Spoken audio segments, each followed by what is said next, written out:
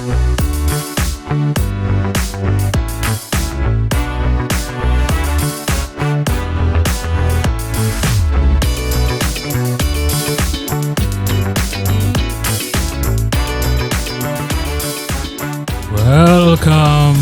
to the Hoof and Fang podcast. Well, you're a spooky host. Yeah, you're looking especially spooky I'm so in your scary. rainbow unicorn. Yes. Frightening. For those who aren't watching the podcast but only listening, you can go check out our YouTube channel to see what we're wearing for Halloween. Yes. Right now, we are actually doing something festive and fun. I'm so proud of us. I know, good for us. Yeah, we did it. Yay. So how's it going? Oh, it's going okay. Yeah. So big news for Maz Maddox this week. Yeah. Book came out. Yes. As of this finale. As of this podcast, it would have been out for a full day. A whole motherfucking day. Yeah, exactly. A whole goddamn day. Amazing. So I'm excited.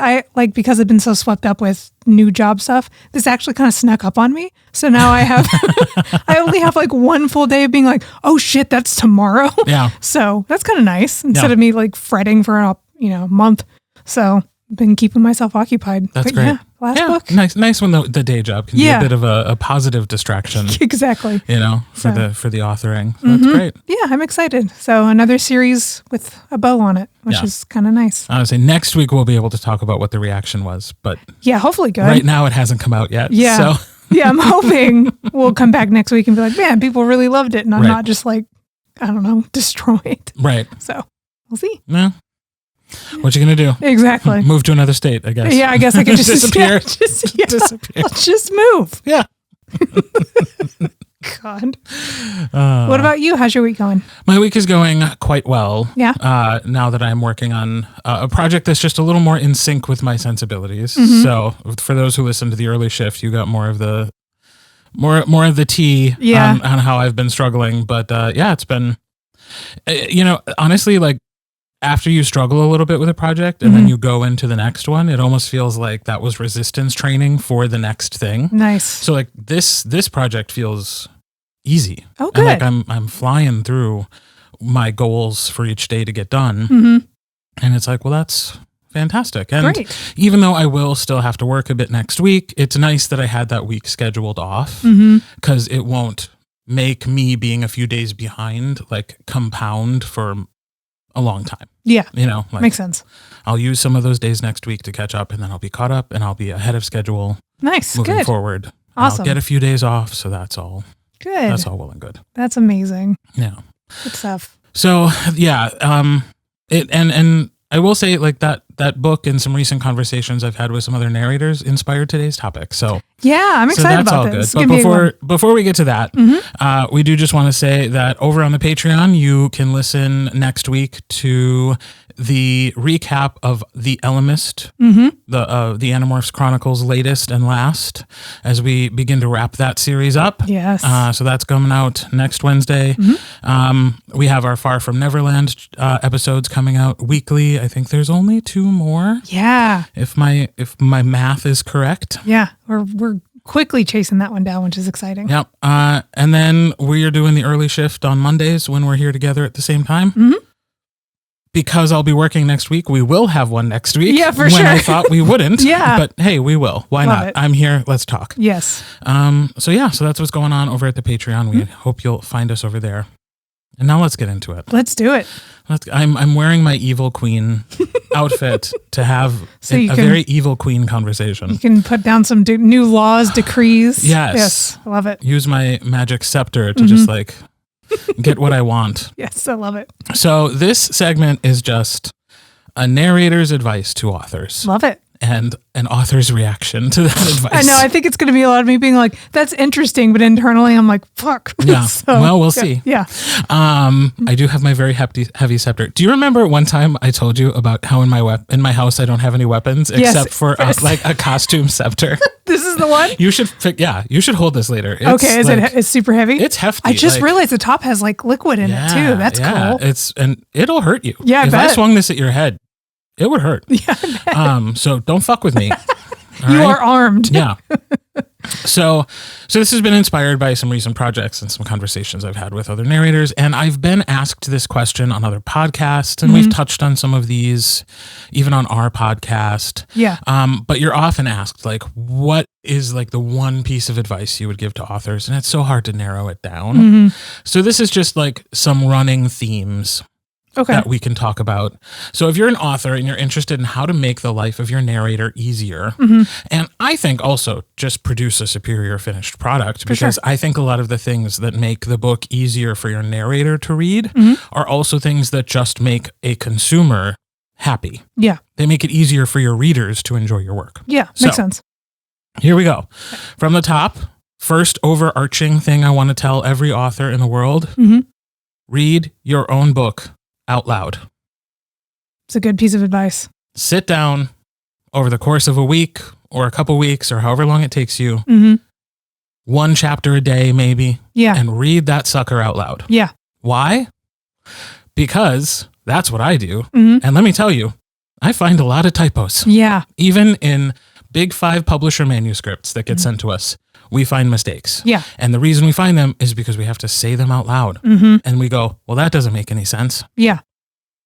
Let us reach out to the publisher or to the author and be like, is this what you meant to say? Or a lot of times in indie work, just fix it. Yeah. We just fix it. But it's not a part of our job to be an editor. And so unless you would like to pay us extra to keep track of those typos and report them back to you, that's not part of the service we provide. We're just fixing them. Yeah. And then when you review the manuscript and you see that we altered, and then you go, oh, yeah, that makes sense. Yeah, for sure. That's a part of the gig. So yeah, if you want to catch typos, best thing you can do is read it out loud. Okay.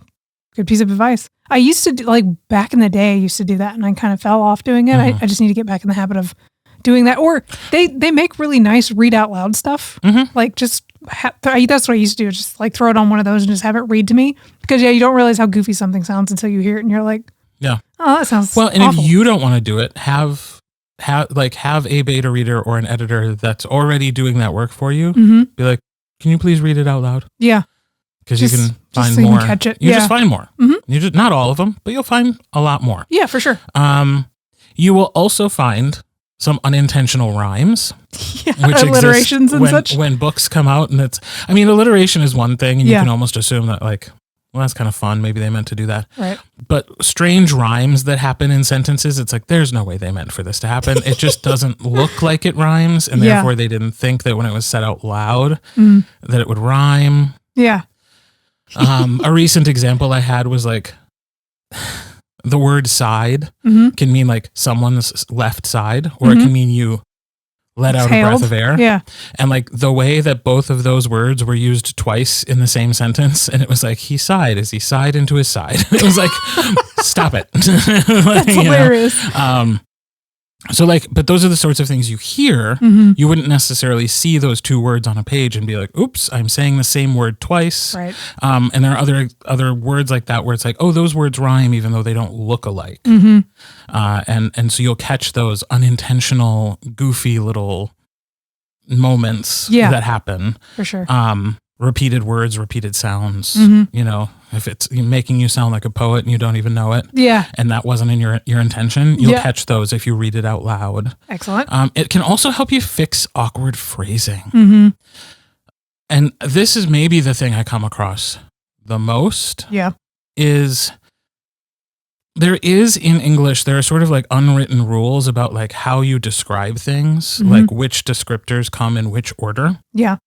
And when you write them down, you don't necessarily catch them. But when you're saying them out loud, you're like, what about this just feels off? Yeah. And then you look it up and you're like, oh, it's because this descriptor should come before this one. Yeah. If we're following the rules, some unwritten, some actual written rules of like, this is how English works. You're supposed to put certain descriptions in a certain order, and it makes the most sense to us.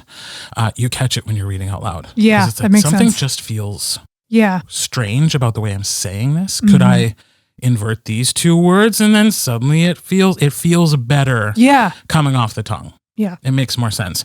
And I think that translates to the reading experience. That if it makes more sense for the reader, it doesn't feel as awkward, even if they're not saying it out loud. Yeah. I think that's only to your benefit. For sure. Yeah, it makes it less clunky. Because I've done that where I'll read something and the cadence of how I normally speak, and when I'm reading it, I'm like, oh, that sounds weird. I would have said it this way, which both may be true, but maybe when you're actually hearing it, or especially when you're hearing it, you're like, it's just not how people talk usually. Right, so, right. Yeah. And that is one of the goals, I think, of good writing, is to make it sound like natural. A real person's telling you a story, you know? Yeah. And then finally, in the world of saying things out loud, I would like you authors, those of you who write romance and erotica, to please go directly to your sex scenes and say some of those things out loud to another human being, preferably the person you're having sex with, or persons. Yeah. Good for you. And see what their reaction is. Because every once in a while, ladies, gentlemen, and all those in between, I get something said in in a book that I'm like, come on now. Just not into it. You're going to make me say this into a microphone in the middle of a heated sexual encounter on the page? Oh my goodness. This doesn't make it. Really? Yeah. Really? I have to say this out loud? Damn. So you say it out loud. Yeah. You say it out loud. Yeah. And you tell me. If that makes sense. That felt good. Like, all right. Yeah. I guess, who knows? Maybe your spouse is going to be like, that's weird. Don't ever do that. Or they're going to be like, thumbs up. Yeah, this is a new thing. Yeah. So, never hurts. Yeah. And again, these are all things that I'm pretty sure are unintentional things that happen in writing. That it's like, guys, can we look at this? Because I don't think this is what you want. I don't think this is the reaction you want from a reader, to stop in the middle of an intimate scene and be like, huh. Yeah. Did they mean that? Or it's an odd phrase or something? Right. Yeah. Yeah, I'm not talking about, like, if you're throwing in a joke in the middle of, good for you if you're throwing in a joke in the middle of a sex scene. There's ways to do that. Something's intentionally awkward because of the situation or the characters. Like, that's all. Like, I get that. When that comes along, I understand that. Yeah. There are just truly some times where it's like, I don't think the author wants me to be feeling this this way. And it's just because it's an awkward turn of phrase, or it's just something somebody wouldn't actually draw attention to. Yeah. And if they did, the other person's reaction would not be like, yes, I too am so turned on by this thing you just said. It's like, stop. I was like, say it out loud to another human being and see if their reaction is like, ooh. Yeah, if they're like, that's no. Yeah. But if they're like, yeah, that's sexy, then leave it in. Proceed. And I say this with all due respect for authors who I know this is very hard to do. Yeah. For sure. But the point of this is to say, like, hey, if you read it out loud, and in that case, read it out loud to another person, and you don't feel awkward saying it, and they don't feel awkward hearing it, you've probably written a really great scene. Yeah. Makes sense. And if there is some awkwardness, dissect why and fix it. Try again. Yeah. Yeah. That's the great thing about writing. Exactly. You can always fix it. And that's just honing your craft. So even if it's, you pitch something and it sucks, that's okay. That's what a first draft is for. That's hopefully you have somebody who's supportive and be like, oh, that sounded weird, but what about this? This would be cool. Yeah. So it's only a good thing. Exactly. So yeah, first overarching piece of advice, read your book out loud. Love it. Second overarching piece of advice, give your characters their own voices. So this is tricky. This is tricky because we're going to talk about a lot of things that are pretty go-to standard things for authors that I'm saying think maybe a little bit further. Okay. First of them, think more than pitch. Okay. There is so much more you can say about how a person speaks other than the pitch of their voice. And especially when you're writing a bunch of dudes in books. Right. And they all have low, gruff voices. Everybody's voice is low. Yeah. At most, every once in a while, we'll get a baritone, and once in a blue moon, somebody will be like, his tenor voice. And I'm like, oh, well, that's a nice change. Yeah. But most of the time, it's just about like how high or low a voice is. Okay. Think outside of that. And also, again, just from the perspective of a narrator, like, we may not have that voice naturally, and we don't want to strain to achieve it. So if you could just not tell the readers where their voice lands on the scale, that'd be great, because it gives us so much more more room, freedom to use what feels natural and comfortable to us. And there are so many other ways to describe how someone speaks. Yeah. And I think the best way to do that, and now I'm getting into writing advice and like, stop me, is just to pay attention to how people around you talk. Yeah. And like, how would you describe how that person speaks? Because so much about how we talk is really connected to an individual's cadence and their personality. Mm-hmm. Makes sense. And so if their personality can inform the voice, those are the books I love to read. When it's so clear that like the way the person talks is informed by who they are. Yeah. So think about that. Think about cadence more than pitch. Will love you forever, because that's so easy to achieve. Yeah. If you're just like somebody, it tends to speak more slowly or more deliberately, or really speeds up or like drops their S's, or anything that can be a little quirk or a tick that is something you notice about how your own friends and family speak. Yeah. Bring it into your work. Right. It's more nuanced, more human, instead of, because hopefully you're not just noticing how deep or high somebody's voice is. Everybody has their own thumbprint of how they speak. Right. That's their personality coming through. So, well, and when you write about a character whose voice is startlingly low. Yeah. Well, if you don't hire the right narrator, that's absolutely unachievable. Yeah. Right. And then it just sort of becomes this like epic fail. Mm-hmm. And reverse too. If you write about somebody who has a really high voice, and more writers are doing this. More writers are writing books about like queer, effeminate men in romances, and you're hiring somebody who sounds like James Earl Jones, and they can't pull that off. Yeah, exactly. Right? Like, just right, be aware. So that any actor could take it on and still do a believable job. Yeah.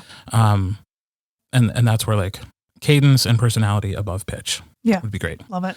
And then my other piece of advice too is just like people from different places speak differently. Yeah. And it's not just about their accent. Mm-hmm. Different slang, just things like that. Yeah. Exactly. It's a big one. The biggest thing I will say to authors, if you can pay attention to this, is if you are writing someone with a foreign accent, but who is speaking English, don't give them a bunch of contractions.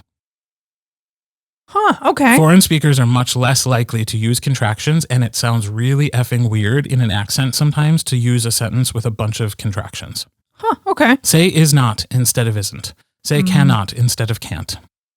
Okay. And eliminate the word yeah. It's not a thing. From the equation. Okay. If you've written a character with an accent, please don't make me have to figure out how they say yeah.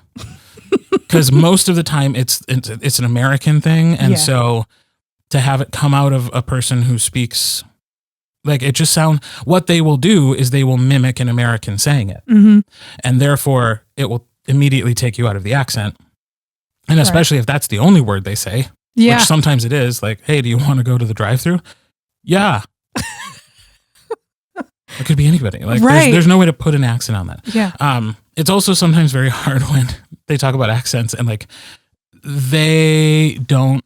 they aren't quite sure what sounds will change in an accent, and they'll give you like 3 words that he said in his thick German accent, and it's like those 3 words would sound exactly the same in a Southern accent, in a German accent, in a Boston accent. Like there are no indicators there. Yeah, that's so funny. How am I supposed to make that like? Right. So if you're saying he said in X accent.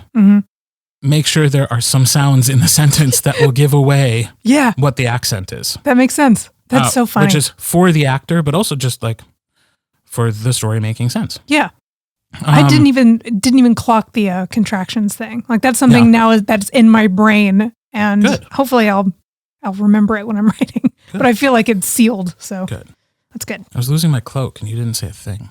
Or my hood. It did. It wasn't sliding back too far. Okay. No, it was okay. It probably just felt like it. It feels like everything's falling apart. No, you're fine. All right. So and think too about, this is another time when like cadence comes in, slang comes in. If you're writing somebody who's from a certain place, like do your best to listen to how they speak and add that into the cadence of how somebody talks. Yeah. Love that. More than just saying they have an accent and then writing it like you would any other human being. Right. Kind of just up your prose, your writing, like, what you put on here, like, show, don't tell, like just, Don't just say they have a German accent. Like, weave that in there. Right. Like, make me believe he's from Germany, not just because you told me. And I would say that too about all of it. Like, don't talk about the cadence. Yeah. Just write the cadence. Yeah. Write the contractions. Write the weird little isms that make somebody's style of speech unique. Right. If somebody has a very halting style of speech, just write that in. You don't have to say their halting speech style. Like, just do it. Because I'm telling you, we pick up on it as narrators. I'm sure a lot of readers do too. Yeah. And it just makes the character feel so much more genuine and real, and like they're from the real world. Yeah. Like, don't worry about us not getting it. We'll get it. We'll find it. Yeah. If you've written them well, we'll find it and we'll execute it. Love it. And this is a really picky one, but just something for authors who are switching POVs in chapters. I would say the best thing to do is, if you're starting with dialogue, make sure it's the person's speaking whose point of view it is. Oh, yeah. But avoid under all circumstances having the other point of view person say the first line in somebody else's chapter. That would be confusing. I imagine that is so confusing for readers when you're like, chapter 5, Jason. And then the first thing they hear is Frank's voice. Yeah. Yeah, because it's like, but we just finished with Frank. Yeah. And now Frank is continuing to talk even though he was. So, I mean, unless you have a very intentioned reason for doing it that way, it's mostly just confusing. And I think, again, it's just a thing that people don't think about when it comes to, like, when it gets to audio, it will sound confusing that Frank just finished the last chapter.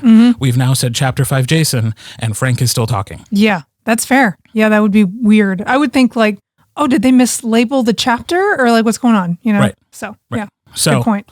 Either don't start with dialogue, make sure the dialogue is the person whose point of view it is, or at the very least, avoid having it be the person who was just talking in the previous chapter. Like, have some other character. Makes sense. Who's more tied to the point of view that you're writing, be the first person to speak. Excellent. Yeah, just something to think about. So, and my final piece of, like, overall advice: don't try to rewrite how to write a book. Okay. The ones that are real slogs, that are real hard to get through, it's usually because they're not following some pretty basic rules of writing. We've talked about this on the show all the time. Gotcha. Trying to reinvent the wheel, like, or trying to do something experimental, or I don't know. Yeah. I'm not saying you have to follow every rule. I'm not saying there's a specific method that you have to adhere to. But story structure exists for a reason. It's because it's what's most successful. Right. It's not like somebody decided what story structure was going to be and then stories followed. It's that over the course of time, over the course of history, even in our oral history of telling stories, certain patterns emerged in how to tell a really great story. Yeah. And now we've formalized that in some of these writing books. Right. You're not earning any points by ignoring that intentionally or unintentionally. Like, know how to structure a basic story. Yep. Make sure your story beats fall within that basic structure. Have a lot of creativity. Go ham in a lot of other places. Right. But some sort of structure is necessary. If you forego it, trust me, your narrator knows. Yeah. They're not thanking you for it.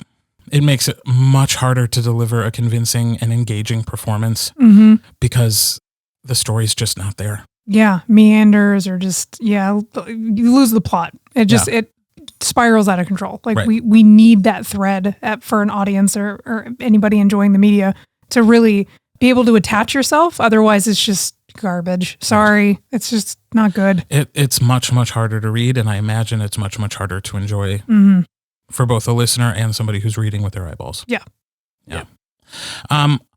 Another, again, just when it comes to, like, don't try to rewrite how to write a book. Like, you may think you're being so clever if you write in a twist that nobody could see coming.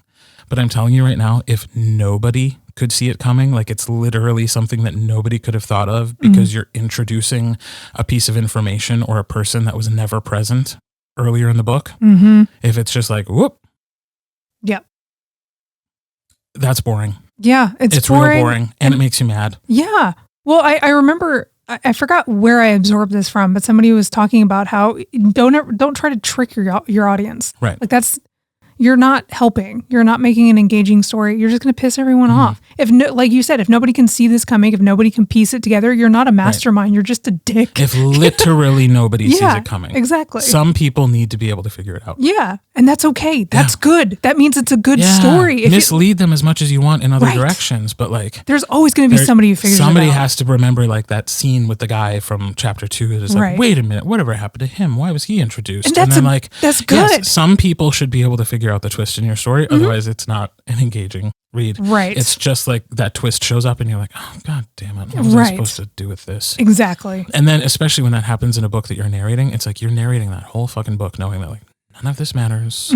All of this is all just a big mislead. And like, how do I like bring myself to this story in a really meaningful way when I know that all of this is BS until we get to chapter 82? Yeah, 82. And like exactly. This absolutely crucial piece of information is finally introduced, and it's like, oh, nothing mattered up till now, and now we know who the killer is, or that's or crap. whatever, you know? Right? Yeah. So big agree on that one. It's not clever. Just don't do it.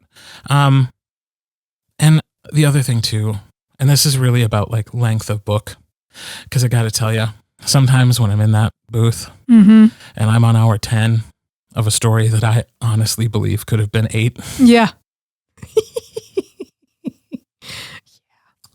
So I'm just throwing it out there. If a scene or a character or even a line of dialogue doesn't serve the story, doesn't move it forward, kill your darling. Say goodbye. Yeah. Save it for later. Yep.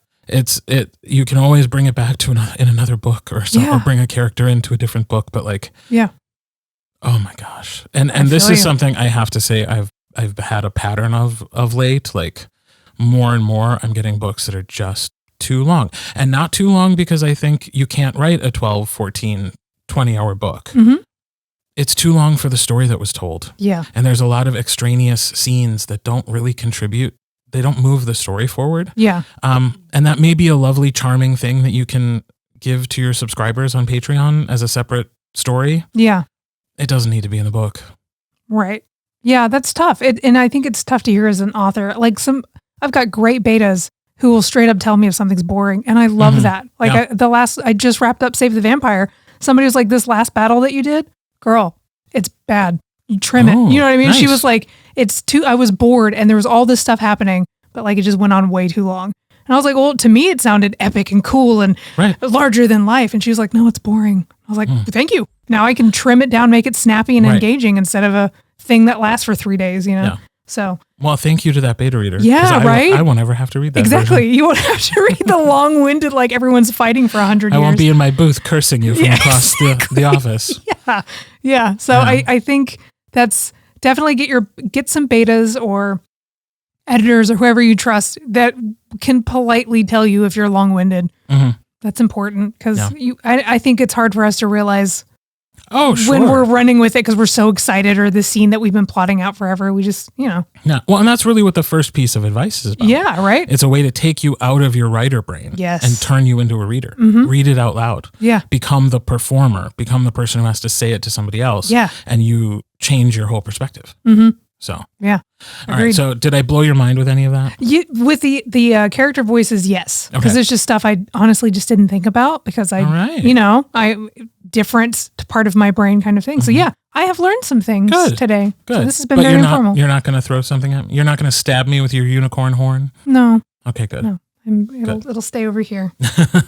Stay on your side of the table. Yeah, exactly. All right. Well, if you are an author or just a fan of authors, what did you think about what I just spewed out in the world? Yeah. Hopefully people aren't too mad at me. I think this is good advice. Hopefully people are far enough along in their journey and love audiobooks enough to be like, that's good advice and I'm going to be better for it, and not just like, how dare the queen bequeath this on me. And we talk about this as narrators all the time, that like the best audiobooks are just really great books. Yeah.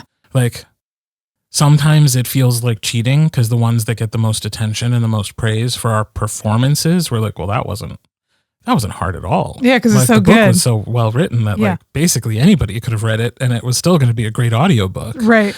We will take this award and the money. Thank you very much. Sure. But yeah, really, it's like the book was just great. So that's fair. So yeah. And authors, I recommend reaching out to your narrators because we love chatting with you. Yes. So if you ever need some advice or some honest feedback, like, trust me, we lived in that world so specifically and intensely for a certain period of time. Like, if you're really looking for some honest feedback, I'm not saying every narrator is willing to give it, but like a lot of us are. Yeah. Like, we'll tell you. For sure. You know? So. Love it. All right. So that's it for today's episode. Happy Halloween, Happy Halloween to everybody who celebrated this past week. We know we're a day late with the costumes and whatnot, but whatever. We're pretty close. It's still spooky season. Yeah. And if you want to check out all of those things we talked about earlier in the episode at our Patreon, you can search for Hoof and Fang Podcast. You can also search most social media platforms for us, or you can visit our website at hoofandfangpodcast.com to find out all the little places where we exist and to link to our online store. Indeed. That is still out there and selling things. So we will be back next week, sans costumes. Yes. Bye. Bye.